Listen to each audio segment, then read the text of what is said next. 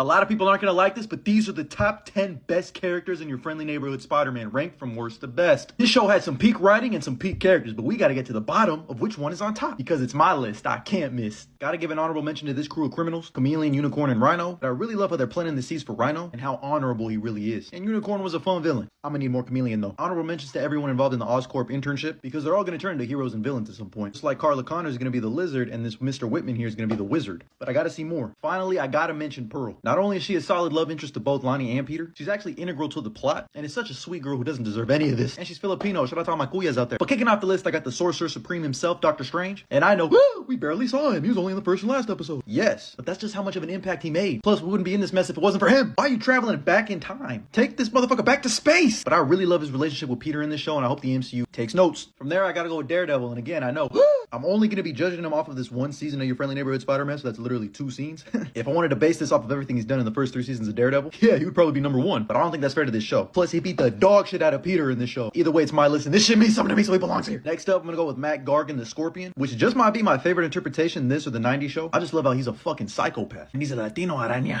Too bad he got mejor. But dog, he was truly intimidating and scary. When he stabbed that one dude and said I brought a knife to a gunfight, I told motherfucking boy. From there, I gotta go with Harry. And I really love what they did with Harry in this show. Making him a very famous social media influencer, yet not having anything at home to show for it, is just a great, refreshing way to look at Harry Osborn. Plus, I love how he turns into Peter's guy in the chair. And I just love how he just wants friends. That's all Harry wants. It looks like he's got that with Nico, who I got up next. Who, outside of Ned Leeds in the movies, even though that's really Genki, not Ned Leeds, is probably my favorite friend for Spider-Man. It also helps that this is Nico fucking Minoru, and she gonna have them power soon. But I genuinely really fucked with her character. She's one of the boys and she's chill. I'm putting my spiteful king next to Dr. Otto Octavius. You know I love my glorious king Alfred Molina, but he's definitely more of a combination between Lizard and Scorpion. But this is who Otto is. A man who wants and deserves respect. Generational hater who thinks his mind is above the rest. That breakout scene he has, the fact that he's the true genius behind Oscorp, and the real reason all these criminals are getting high-tech weapons, I can't wait for them to give him his tentacles. He's gonna have 8 arms? You have 8 metal arms, dude? That's awesome.